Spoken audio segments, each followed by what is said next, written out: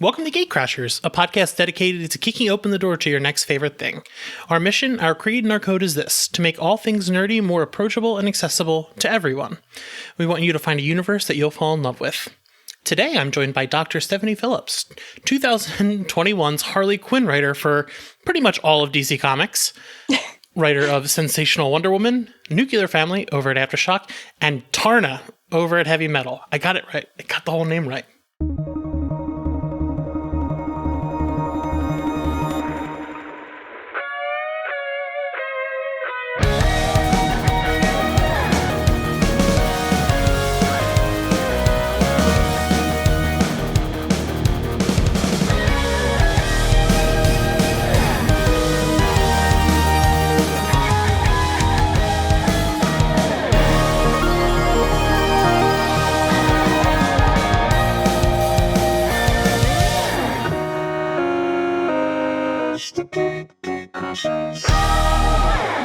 It's awesome. How are you? Great. Thanks for having me on. I'm so excited to have you on. Yeah, I'm very excited to talk Harley.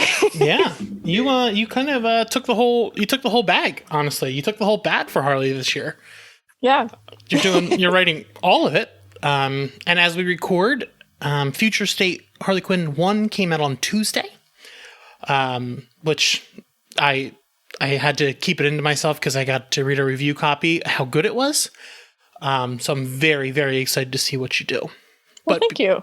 But before we get into Harley, I have a couple other questions about some things you worked on, but we do have to open with a pretty hard-hitting question. Okay. What's your favorite sandwich? So I'm from Tampa, and I'm used to pub subs or Publix subs, and they have a chicken tender sub. And actually, for anyone who's in Florida and doesn't know, if you Google "are chicken tender subs from Publix on sale?" there's an entire website devoted every week to whether or not the pub sub chicken tender meals are on sale. And even being in Buffalo, New York now, I still like to just every once in a while see what I'm missing out with my chicken tender pub subs. So what is on it? Many of my friends live in Florida because they all work for the Mouse, but nice. What is on the pub sub? The pub sub. So anything you want.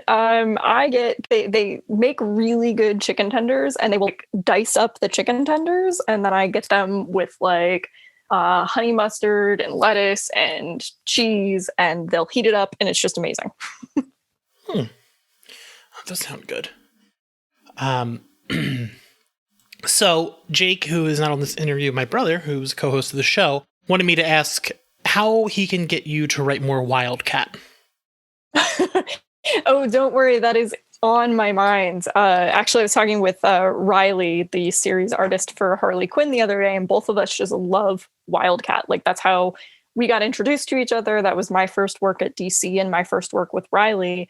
That I think, led to the collaboration that we now have on Harley Quinn. And Ted Grant being my intro into DC Comics could not be more perfect. And I think the way that editors have told me is that it kind of went down like they were looking for somebody to write a short Ted Grant, and another person happened to know that out there in the stratosphere was just this comic book writer who happened to also do boxing and Muay Thai. And that's kind of how that one came to be. They gave me a shot, and I'm really thankful for that. And Ted Grant's story kind of came to be. So you do Muay Thai and all that? I did, yes. I was a Muay Thai. I fought for a long time, and then when I stepped out of the ring, I became a coach and instructor at a gym in Florida for quite a few years before I moved to New York. And since coming to New York, I'll hit pads or a heavy bag or something, but I definitely don't train to be in the ring anymore. I did not know that. That's such an interesting way to come at these things, and especially because it's Wildcat. Oh, do you think that influenced your writing of the character at all?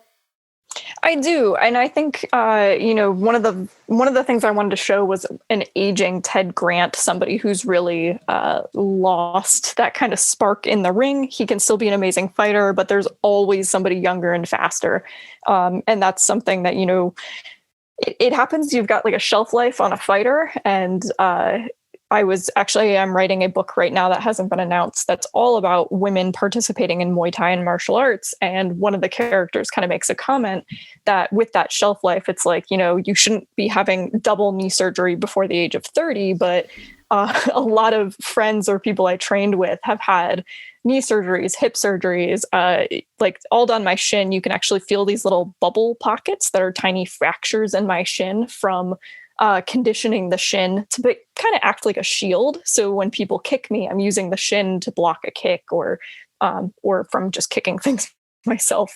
So it's a very brutal sport, and getting to kind of show somebody who's been through that and kind of now we're at the end of that road is, I think, one of my favorite places to tell a story. And then the fact that it was Ted Grant was just really perfect for me. Holy moly. That's awesome. That's such a way to come at these, the three that we're talking about, Ted, Wonder Woman, and Harley Quinn. They're all such visceral fighters and things like that. So coming at it with that background is so interesting. So now I'll have to read these in a much different way. I really like combat sports. And that's actually something that I try to do is each character I write, especially if they're, a superhero or in some kind of combat or fighting position, how they fight is really indicative of who they are as a character. And with Harley, that's a pretty obvious, clear one, which is anything at her disposal is going to become a weapon at any time. And we really play that up in specifically the Harley ongoing with Riley. There have been times where we're just like, oh, this really, really random object that we both are thinking of, how can she weaponize this? Like it's very fun, it's very full, but then other people like, obviously Ted are going to be so much more structured, or even Wonder Woman is a trained warrior. So I always think that element of choreographing for these characters is really unique and interesting. Yeah, and I do want to ask, I don't want to spoil anything for Sensational Wonder Woman, but that deals with, the first issue was awesome. It's a digital short. It's 99 cents. If you have no excuse not to buy it. So just a heads up to listeners. It's very good. But I don't want to spoil any major story elements, but it does deal with an archaic kind of misogynistic view of women in this quote unquote classic housewife role. What made you want to explore those themes using Wonder Woman? I thought it was such an interesting juxtaposition between what we're used to seeing with Wonder Woman and, having her kind of stuck in this alternate reality or whatever it is that she's dealing with as this figure, and just automatically knowing like something is not right here. And I think it's kind of funny for her to play with too. And, to talk about too with Hawk Girl, who makes an appearance. So when Hawk Girl's like, where were you? What was happening? And for her to describe this as a nightmare is, I think, kind of funny, that this like domestic bliss is not something that Diana could ever deal with. Like, you want me to make you a sandwich? Hell no. So I thought that would be kind of funny. I like fish out of water stories, particularly with Diana, because unlike someone like Clark, who has this very human upbringing, I don't think Diana has that. So being such a stoic character, I like finding ways to kind of push that and make that personality really come out with her. Yeah, and the sandwich thing is stuck out because of she cuts her finger in the blood. Man, it's such a interesting use, especially when you compare it to Clark, because Clark has that kind of upbringing and background. I did want to ask about your nuclear family, because I was reading a bit about it before this. It's an adaptation of a Philip K. Dick story, Breakfast at Twilight. What's it like to adapt a story into a comic book format? Especially with Philip K. Dick, I mean, I think it's maybe not the easiest thing. And one of the challenges for this is the story Breakfast at Twilight is only like, I think it's a 5-page short story. So the information that Philip K. Dick gives readers really stops at like maybe halfway through our issue number 1. And then it's just like kind of our version of how we would expand on the premise set by Philip K. Dick. So in some ways, that's really cool, because you're really just expanding on this kind of cool writing topic from Philip K. Dick. But then it's also kind of daunting, because it's like you have all this open space to play with of like, where would this story go if it continued? Like, how much do you want to keep thinking like Philip K. Dick? How much do you want to just really change things and go in a direction nobody would expect? So I think in the end, we kind of came up with a happy blend between those two things that feels very Philip K. Dick, Twilight Zone-esque, while still putting something on it that I think like myself and Tony Shasteen, the artist, are just really excited about doing something kind of unexpected for readers too. And that being a short story, you're fleshing out these characters as well. How did you try to balance the Philip K. Dick voice and your own voices when writing that? I mean, I think the interesting thing is Tony, the artist on the series, he's a father. I don't have children, but kind of leaning on that with Tony sometimes and getting to ask him about portrayals of the characters, because we do have this family that's kind of being sucked into an alternate version of the 1960s after they experience a nuclear attack in the 50s. So it's almost like they're going somewhat forward in time, but for us, it's still the past. It's just an alternate version of the past, if that makes sense, in a very twisted Twilight Zone kind of way. So getting to lean on someone like Tony and, ask these questions about this family dynamic, or, to watch him create that on the page is also really cool. Just the way he draws, I think sometimes quiet moments, like looks between the daughter and the father as like things are going crazy around them. I think those are really key moments to the characters. And it doesn't come through in the dialogue so much as like Tony knows the way that a kid would look at their parent when they're in like a terrible situation. And he just nailed it. It's awesome. So I'm really happy to have, a collaborator on the project that can bring so much of that characterization to the family that we're writing about. I'm super pumped for that. That sounds awesome. Oh, thanks. So before we get into Harley Quinn questions, I hope you saw this one coming, how excited I was. You're the first writer I've gotten to talk to, I think, other than Tim Seeley, who's gotten to write Professor Pig, who is, other than Mr. Freeze, is my favorite Batman anything. Oh, that's awesome. Did you choose to include him? I did, yes. So I can't remember. I feel like there were maybe some characters I was told not to use just because they were being used in other Future State books, and we were trying to keep things a little bit separate since it's all happening at once and didn't want them to clash. And so I think I threw out maybe a couple of options like Pig and Firefly, and they liked both of those. And I was like, that's great. And then, obviously one of the best parts about this is letting Simone De Mayo like design these characters for a futuristic Gotham. And I mean, my favorite element of Pig in there is like, if you look at some of the panels with Pig, the mask is like partially made up of a gas mask, and that's what constitutes like the pig snout. It's such a cool design and a really cool twist on the character's costume. So I was really excited about that. Yeah, the gas. So another one of my favorite DCs is Sandman, Wesley Dodds. So the gas mask is like something I'm kind of obsessed with in fiction. And then seeing Professor Pig in it, I was like, all right, well, I'm gonna buy every issue of this book no matter what. Yeah, I'm just very excited to see Professor Pig. So it's interesting to see that you got to choose him. All right. Yeah, I did. So now, I got a good one. Now it's time to get on to some Harley freaking questions. That's perfect. Yeah, listen, this is why I'm the best podcaster. It's just simple. All right. So this being the second part of the episode, I'm going to repeat our first question, but in a different way. Mm-hmm. Harley is not only known for her heart of gold, but also her stomach of steel. If you had to choose between the two, would she rather have hot dogs or egg sandwiches? Oh, wow. Yeah. I mean, I feel like egg sandwiches are the easy choice just because Birds of Prey established this like breakfast sandwich fixation. We are playing with some culinary things in Harley Quinn Ongoing with Riley, and we had this whole conversation about like, to the point where we were like, how would Harley take her coffee? Like all of these little things. And I'm definitely going like sugar nut here, like millions of pumps of vanilla, as much whipped cream as possible, to go along with her egg breakfast sandwich. So yeah, that's probably what I would pick. Interesting. I love seeing writers flesh out characters in ways like that, like a much deeper kind of aspect of the character. But what is your favorite aspect of Harley Quinn?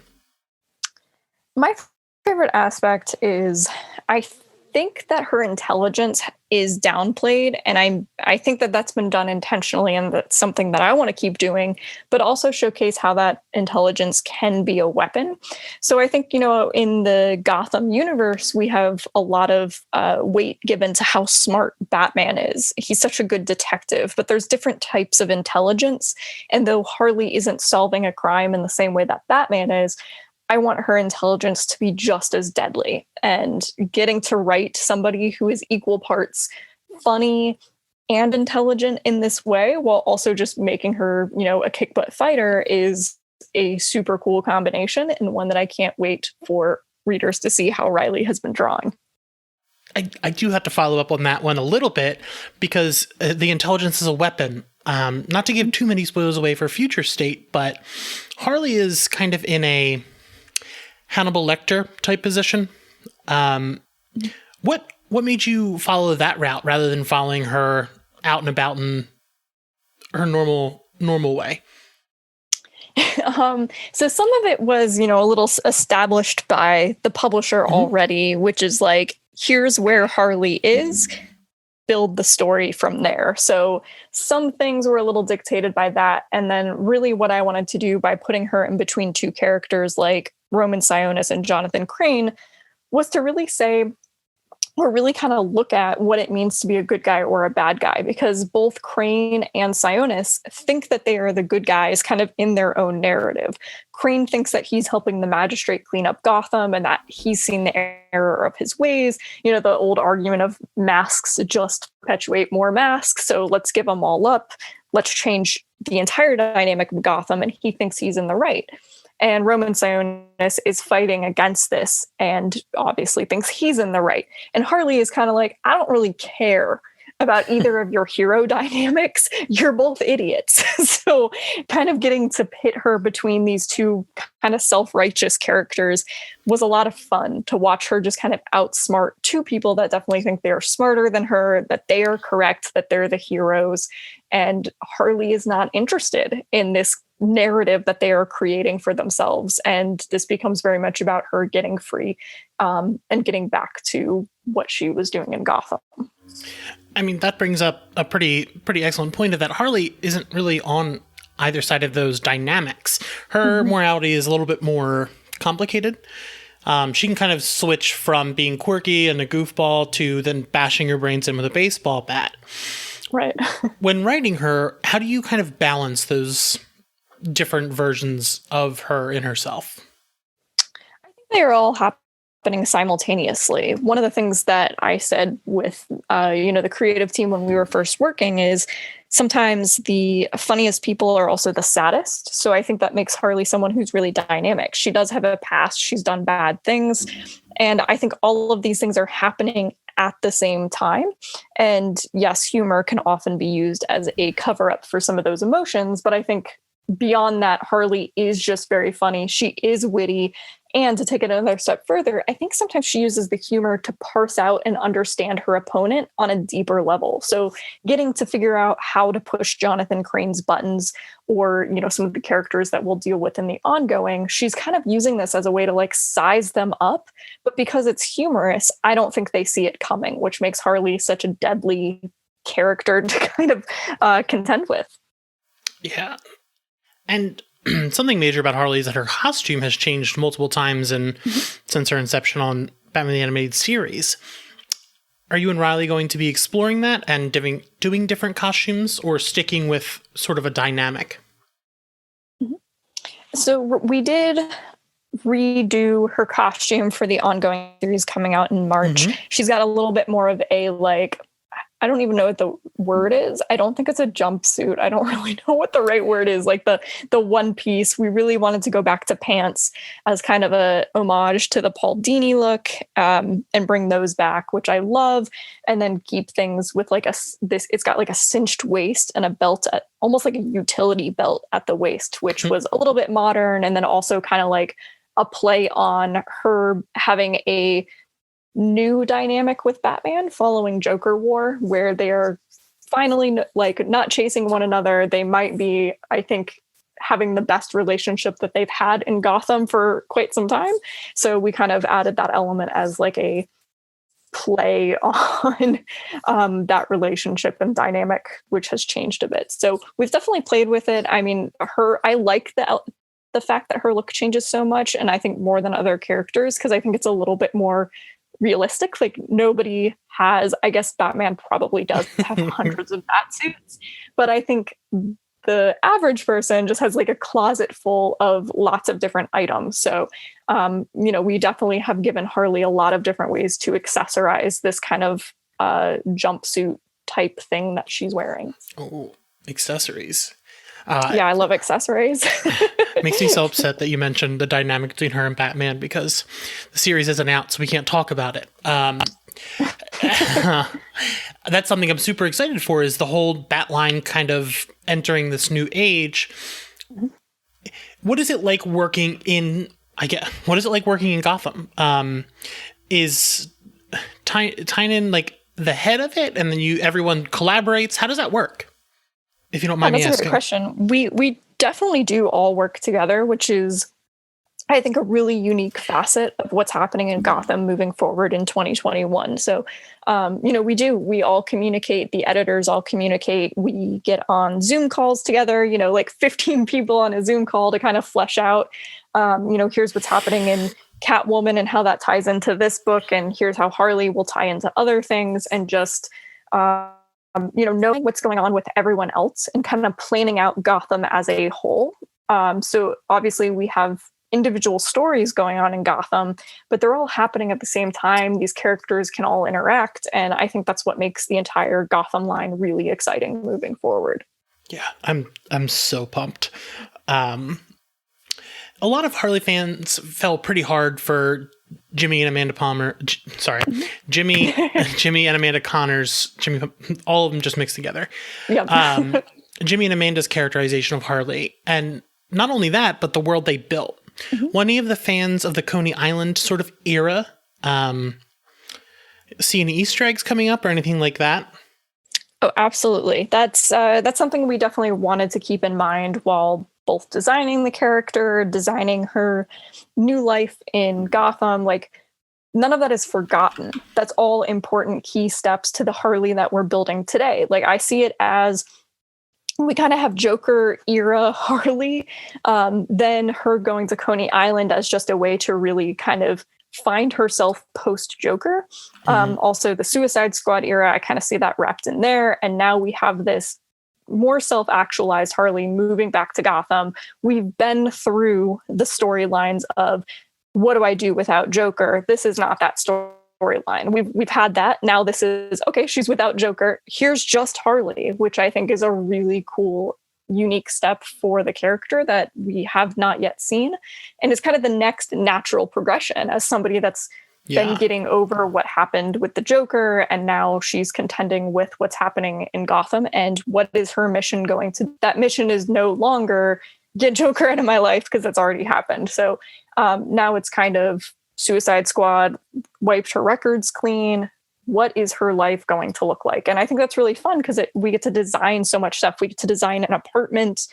We get to kind of restructure her life in a Gotham that has changed a lot in her absence. So her kind of relearning the city after coming back from Coney Island. But of course, we're not forgetting that. And, I'm a huge fan of what Jimmy and Amanda did with the character. So getting to kind of reread a lot of their run and find cool elements to bring back and build into our story as well.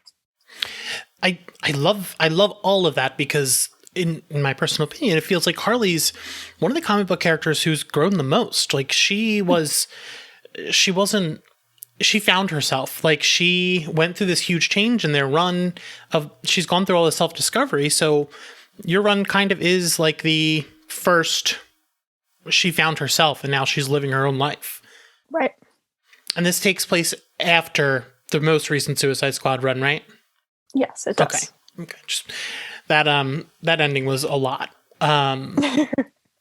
So while researching did you stumble on any sort of Harley stories that you think fly under the radar? Like, what's your you don't have to say your favorite, but like, what is one of the ones you want to pull the most from, if that makes sense? Yeah, I mean, I think we pull from a few different things. I like I said, I'm a big fan of Jimmy and Amanda's portrayal of the character, and I think that's what I've read the most of. I went back and I've read everything, Paul Dini has done with the character.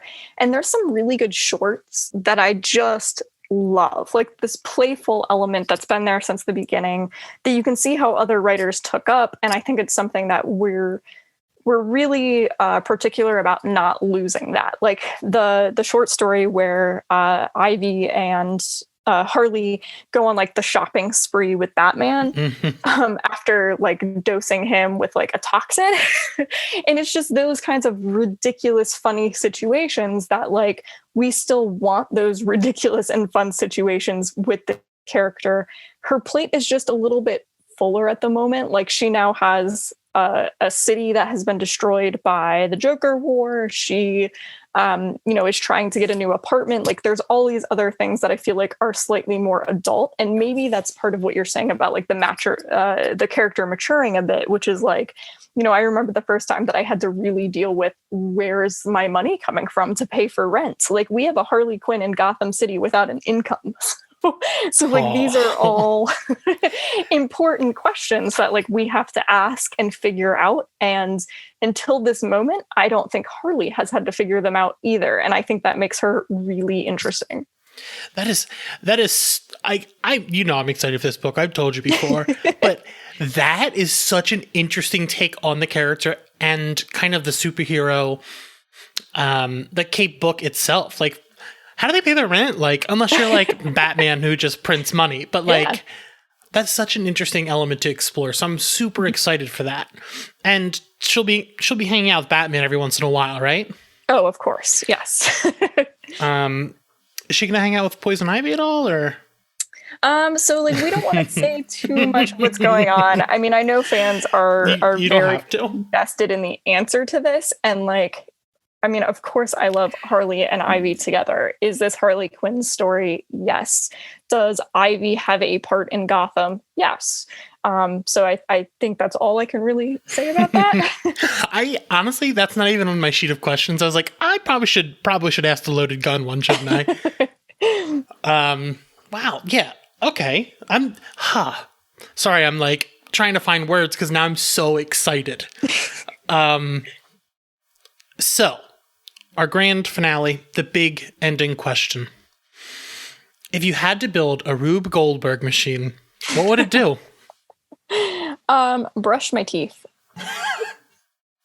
I have been for a long time saying that like we have LASIK for eyeballs to like see better. Why don't we have LASIK for permanently brushed teeth? Which, again, somebody out there would be like, here's the 50 million reasons why not. I understand that it's not practical, but also, like, there is this weird sense I was a kid that's just like, what, I have to do this like all day, every day. And my mom would be like, it's literally like 2 or 3 times. It's not that big a deal. But yes, that's what I would build the machine to do. I mean, you could probably, those like little vampire teeth you get around Halloween? Yeah. You could probably just super glue them in there, I think. I mean, the other option is probably just like have all my teeth removed and just have, well, I guess you probably have to clean false teeth too. You can get them made out of like gold or something. It'd be cool though. Perfect. With your Harley Quinn money. There you go. Love it. Yes. That's sweet, sweet comic money. Comics is well known for that. Just absolutely. Boatloads, hand over foot. It's wild. Yes. So, when can people find your ongoing Harley Quinn? The first issue comes out at the end of March, and then Future State is out now. And actually, they just released right before we got on the podcast that Future State #1 is going back to print with a Dan Mora character cover. So there will be another amazing Harley Quinn cover in the mix. That Dan Mora. Yep. I gotta say though, Riley is like one of my favorite artists right now. A friend of mine actually turned me on to Riley, but like, such unique style, and it's all so beautiful. I feel like it's so dynamic that it's perfect for a character like Harley, where we get to kind of just turn Riley loose on, like, writing fight scenes with Riley is so much fun. So I'm really excited about that. Yeah, that is something I thought about for a long time, since finding Riley. Where he did one of the black, white, and reds, and I have someone made a button of the cover, and it's on my fridge. Oh, that's cool. Yeah, it's been one of those things where it's like, can this just happen? And you know what? DC made it happen. So I'm very excited. That's very cool. What other projects do you have that people should be picking up? That is a good question. Well, we talked a little bit about Sensational Wonder Woman.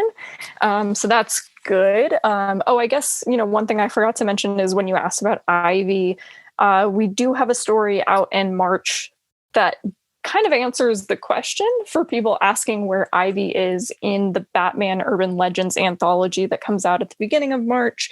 We have a Harley Quinn Poison Ivy story that kind of goes over what their relationship is going to be like moving forward in the ongoing. So it's almost like supplemental reading material a little bit. It's going to be drawn by Lauren Braga, and it is kind of like Harley moving into Gotham, almost like a precursor. And then issue number 1 of the ongoing starts, I think, a week or 2 later. And you're writing that story as well? Yes. Everywhere. It's just you. That's so cool. Yeah, it's nice getting, having DC really own that. Say, like, you're going to write Harley, and then just really get the chance to make that my own. And I think, I hope and feel like, I'm giving a lot stronger material on something like Harley because I have that opportunity. Before going into the ongoing, I got to write 2 Harley Quinns in Future State. And really like test out the voice and tone and figure out, all right, here's now what I want the ongoing to feel like I've got this now. So the learning curve, I feel like, was a little different because I had that practice. Yeah, from your first issue, I love your voice for Harley. I think it's incredible, and I clearly, if you couldn't hear how many times I had to rethink what I wanted to say, I'm very excited. Well, thank you. You can catch us at gatecrashers.fan. on Twitter at gatecrasherspod. I probably should know those by heart by now, but it's been a week. Catch us next time. Gatecrashers.